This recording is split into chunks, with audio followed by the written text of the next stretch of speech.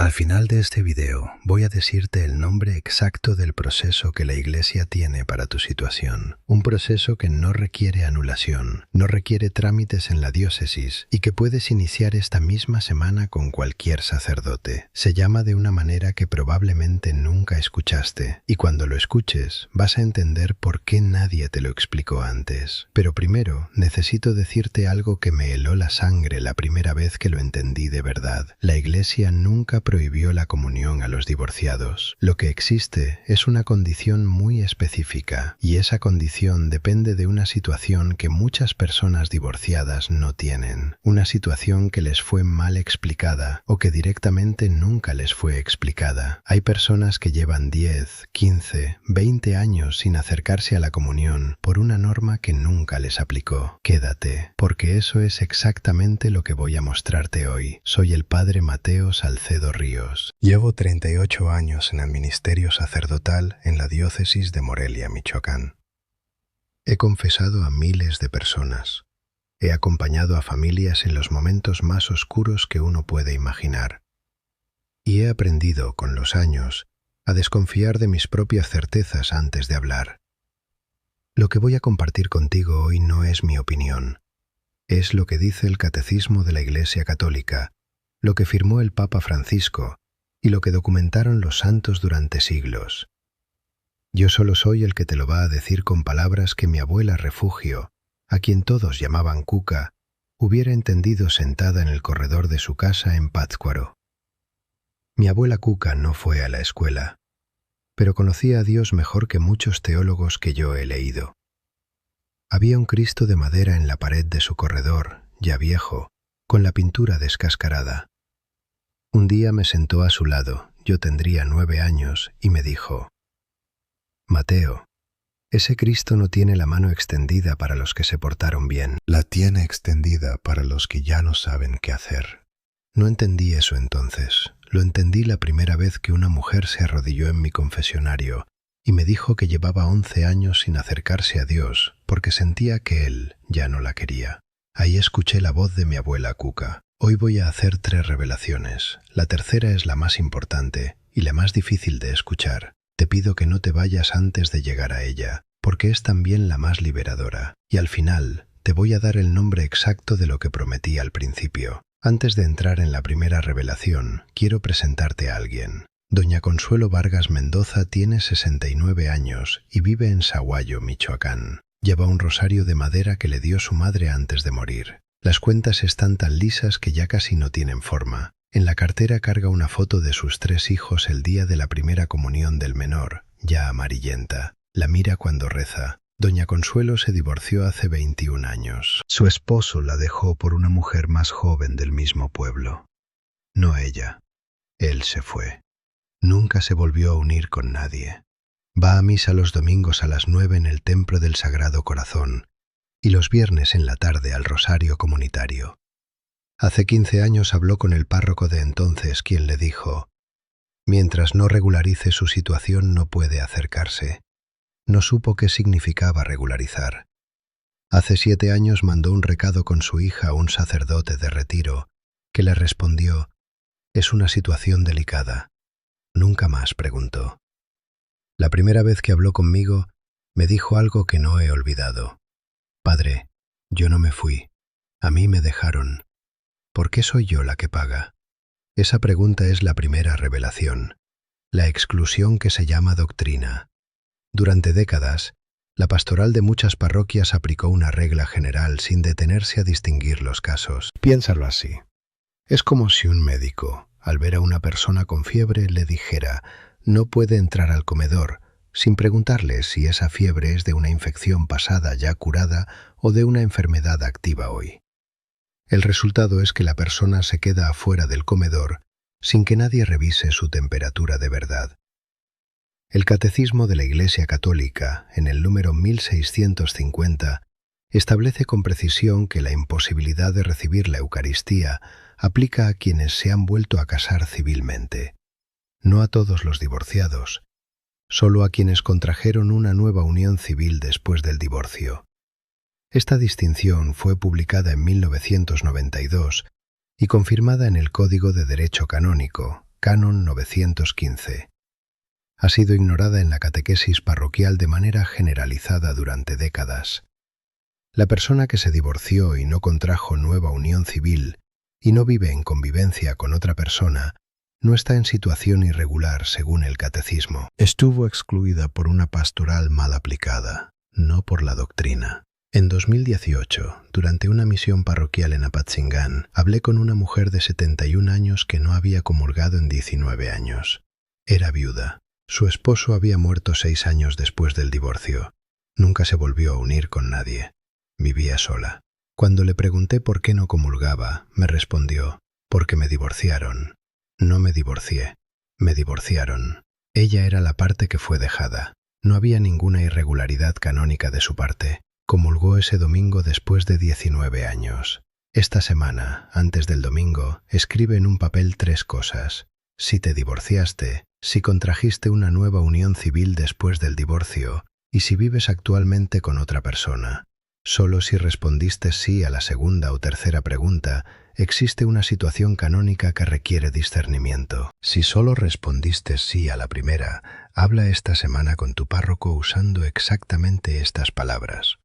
Padre, quiero entender cuál es mi situación específica según el Catecismo, número 1650. Esa referencia exacta cambia la conversación. Vas a pensar, pero el padre de mi parroquia me dijo que no. Y yo entiendo que eso dolió y que ese sacerdote tuvo razón en algo. Pero déjame mostrarte lo que el propio Catecismo dice con exactamente esas palabras, no las mías. El silencio de un sacerdote no es doctrina. Los documentos de la Iglesia son públicos y tú tienes derecho a conocerlos. Antes de continuar, escúchame con atención porque esto importa.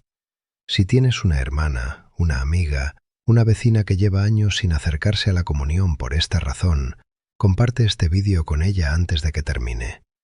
No sé quién más en tu familia necesita escuchar esto hoy. Y si sientes que este video puede ser para ti, quédate y dale al botón de suscribirse, porque voy a seguir diciendo lo que nadie dice en público. Pero antes de la segunda revelación, que va a hacerte parar y respirar profundo, quiero que sepas cómo siguió la historia de Doña Consuelo. Cuando ella me contó lo que le había dicho el párroco hace 15 años, le pregunté si alguna vez había vuelto a preguntar después de eso. Me dijo que no. Le pregunté por qué. Me respondió: ¿para qué, padre? Si ya sé lo que me van a decir. Esa certeza, la de saber de antemano que la respuesta sería no, es lo que la mantuvo alejada más tiempo que cualquier norma canónica. Regreso a ella al final, porque lo que pasó después vale la pena esperar. La segunda revelación se llama así, la obediencia que se llama abandono. Hay personas que sí contrajeron una segunda unión civil después del divorcio, y que, al enterarse de que no pueden comulgar, toman la decisión más obediente que conocen.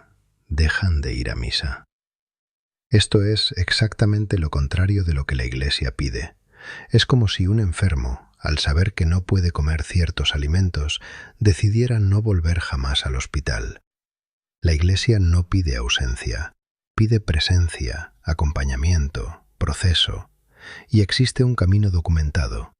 El Papa Francisco, en la exhortación apostólica Amoris Laetitia del año 2016, capítulo 8, párrafo 305 y su nota 351, afirma que en ciertos casos las personas en situaciones irregulares pueden recibir la ayuda de los sacramentos como resultado de un discernimiento pastoral personalizado. La Conferencia Episcopal Mexicana emitió en 2018 lineamientos pastorales para implementar este discernimiento en las diócesis del país. Esto no es una excepción informal. Es doctrina firmada por el Papa. San Juan Pablo II, en la Exhortación Apostólica Familiaris Consortio de 1981, número 84, ya escribió que los divorciados vueltos a casar no están excluidos de la Iglesia y que deben ser acompañados con solícito amor. Esas palabras las firmó el Papa que hoy es santo. Llevan más de 40 años sin llegar a las bancas de las parroquias. Una mujer de Uruapan llegó a hablar conmigo después de 22 años alejada de la comunión. Había contraído unión civil con un hombre bueno, que la respetaba, con quien había criado 3 hijos. No podía disolver esa familia. Cuando le expliqué el proceso de discernimiento, lloró y me dijo: Nadie me había dicho que Dios todavía podía querer hablar conmigo. Si estás en una segunda unión, no te alejes de la misa. Ve este domingo, siéntate, escucha y pide hablar con tu párroco usando estas palabras exactas. Quiero iniciar un proceso de discernimiento en el foro interno según Amoris Laetitia. Si el sacerdote no conoce ese proceso, pide que te oriente hacia quien lo conozca. Ese es tu derecho como bautizada. Vas a pensar, eso suena a que cualquiera puede comulgar con cualquier cosa. Y yo entiendo ese miedo, porque la fe sin rigor se convierte en costumbre sin peso. Pero el Padre Pío de Pietrelcina, que confesó a miles de personas en situaciones imposibles, escribió algo que me heló la sangre la primera vez que lo leí. Dios prefiere la honestidad de quien lucha a la comodidad de quien ya no pelea. Si llegaste hasta aquí, ya demostraste que no te rendiste. Quédate, porque lo que viene es lo que nadie te explicó nunca. Ahora llegamos a lo que prometí al principio. Fique conmigo, quédate. La tercera revelación se llama la devoción que se llama alejamiento. Antes de entrar al mecanismo, necesito preguntarte algo. Escucha estos 5 señales con honestidad. La primera, vas a misa todos los domingos, pero cuando llega el momento de la comunión, sientes un peso en el pecho. No paz, vergüenza o incomodidad, o las dos cosas al mismo tiempo. La segunda, rezas el rosario con fidelidad, pero cuando terminas no sientes que Dios te escuchó. Sientes que cumpliste una obligación. La tercera, cuando alguien menciona la comunión en conversación, cambias el tema o bajas la mirada sin que te pregunten nada directamente. La cuarta, llevas años pensando en hablar con un sacerdote sobre tu situación, pero siempre encuentras una razón para no hacerlo esta semana. La quinta, y esta es la que nadie dice en voz alta, en el fondo, una parte de ti ya no espera que la respuesta pueda ser distinta a la que te dieron hace años. Y esa resignación la llamas aceptación. Si te reconociste en 3 o más de estas señales, esta revelación es directamente para ti. Hay personas que llevan años alejadas de la comunión, que rezan el rosario, que van a misa, que son devotas sinceras, pero que, sin saberlo, han construido una relación con Dios alrededor del dolor de la exclusión, en lugar de construirla a través de la búsqueda del encuentro. Es como una hija que, después de una pelea con su madre, sigue viviendo en la misma casa. Cocina para ella, le lava la ropa, está presente cada día, pero nunca le habla directamente. Hay presencia, hay servicio, pero no hay conversación. Y la madre está esperando que la hija levante la mirada y diga, «Mamá, ¿todavía me quieres?». La respuesta lleva años esperando ser escuchada. Santa Faustina Kowalska, en su diario, entrada 1448, registra una visión en la que Cristo le dice que el alma que más necesita su misericordia es la que más desconfía de que Él puede dársela. He visto esto en el confesionario durante 38 años. La persona más devota en apariencia puede ser la que más lejos se ha puesto de recibir el perdón. No por maldad, por una herida de dignidad que confundió con humildad. Yo mismo tardé años en aceptar que a veces lo que llamo paciencia es que tengo miedo de pedir. Mi abuela Cuca me lo decía de otra manera. Mateo, el que no habla, Dios no lo escucha. No porque Dios no quiera, sino porque el que no habla ya decidió que no merece respuesta. Una mujer de 74 años, de Morelia, que rezaba 3 rosarios al día y organizaba el altar de su parroquia, vino a hablar conmigo. Llevaba 16 años sin comulgar. Cuando le pregunté si había pedido orientación a algún sacerdote, me dijo, «No, padre, ¿para qué molestarlo si ya sé la respuesta?». Le pregunté, ¿y si la respuesta fuera sí? No supo qué decir.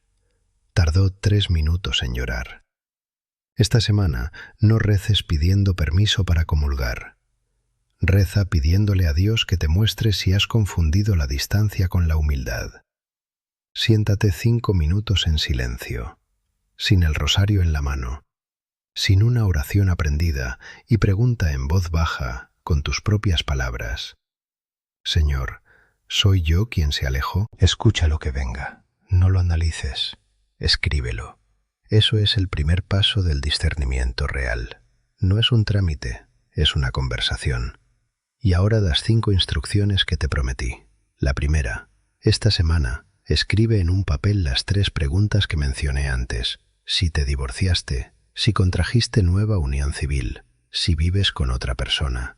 Revisa honestamente cuál es tu situación canónica real antes de asumir que sabes la respuesta. La segunda, y esta va a sorprenderte, deja de evitar el momento de la comunión durante la misa. Quédate en tu banca, pero en lugar de bajar la mirada, mira al altar. Dile a Dios en silencio: aquí estoy, no me rindo. Esa presencia consciente no es desobediencia, es oración. La tercera, esta semana, busca al sacerdote de tu parroquia o a uno de tu confianza y pide una cita usando las palabras exactas que te di. Para la primera revelación, Catecismo número 1650. Para la segunda, Amoris Laetitia, discernimiento en el foro interno. Esas referencias cambian el tono de la conversación desde el primer momento. La cuarta, llama o escribe hoy a alguien de tu familia, una hija, una nieta, una sobrina, y dile que encontraste algo que quieres que lea o escuche. No expliques todo, solo comparte. A veces la gracia entra primero por los que amamos antes de entrar por nosotros. La quinta, y esta es la más difícil, perdona al sacerdote que te dijo que no sin explicarte bien por qué. No porque tuviera razón, sino porque cargar con ese resentimiento es otra manera de mantenerse lejos de la mesa.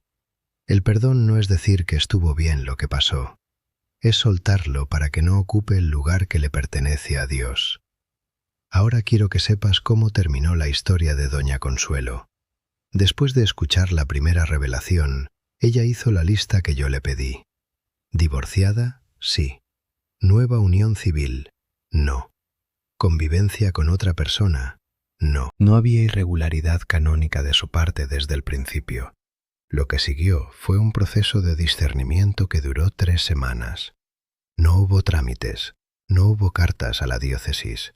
Hubo conversación, oración y la decisión de un sacerdote que la acompañó con honestidad. Doña Consuelo comulgó un domingo de Adviento. Su hija del medio estaba sentada a su lado. Al salir de la iglesia me dijo algo que llevo grabado. Sentí que me devolvieron algo que nunca debieron quitarme. Y ahora te entrego lo que prometí al inicio. El proceso se llama foro interno. Son 2 palabras. No requiere anulación matrimonial. No requiere trámites en la diócesis. No requiere que nadie más sepa lo que estás viviendo. Es un discernimiento personal que haces con un sacerdote de confianza, en el que juntos evalúan tu situación concreta, tu conciencia, tu historia y lo que Dios puede estar pidiendo de ti hoy. Está respaldado por Amoris Laetitia, capítulo 8, y puedes pedirlo esta misma semana con cualquier sacerdote diciendo exactamente esas palabras. Foro interno. Cuando lo escuches, vas a entender por qué nadie te lo explicó antes. Porque durante décadas se asumió que era más fácil decir no que acompañar el proceso. Y eso es lo que ningún sacerdote dice en público. Dios no te alejó de su mesa. Tú te alejaste esperando que Él te invitara de nuevo. Él lleva años esperando que tú te sientes. Hay tiempo. La puerta no está cerrada con llave desde afuera. Está entornada desde adentro. Y tú, hoy, tienes la mano en ella. Oremos juntos. Señor Jesucristo, tú que le dijiste a la mujer junto al pozo que conocía su historia, y aún así le pediste agua, te pido hoy por cada persona que está aquí conmigo en este momento, por las que llevan años sentadas mientras otros comulgan, con las manos apretadas sobre las rodillas y el corazón apretado sobre el pecho, por las que rezaron el rosario esta mañana, sin estar seguras de que tú las escuchabas, por las que confundieron su herida con su condena. Dales, Señor, la claridad que merecen. Dales un sacerdote que las acompañe con honestidad. Dales el valor de preguntar una vez más, y si la respuesta puede ser distinta a la que escucharon hace años, que la escuchen a tiempo. Virgen de Guadalupe, Madre de los que ya no saben cómo pedir, intercede hoy por ellas. Habla tú donde nosotros ya no sabemos hablar. En el nombre del Padre, del Hijo y del Espíritu Santo. Amén. Que Dios los bendiga abundantemente, que la Virgen de Guadalupe los cubra con su manto y que esta noche duerman un poco más tranquilos que antes de empezar este vídeo. Si este vídeo tocó algo que llevas años cargando, no te vayas sin hacer una cosa, compártelo. No por mí, sino porque hay alguien en tu lista de contactos que necesita escuchar exactamente lo que tú acabas de escuchar y que quizás ya no tiene fuerzas para buscarlo sola. Dale like, no como gesto, sino como tu amén a lo que Dios puso en tu corazón hoy. Y suscríbete para que el próximo mensaje también llegue a tiempo. Esto es lo que nadie te dice en voz alta, y yo voy a seguir diciéndolo. Que Dios te guarde, quédate cerca.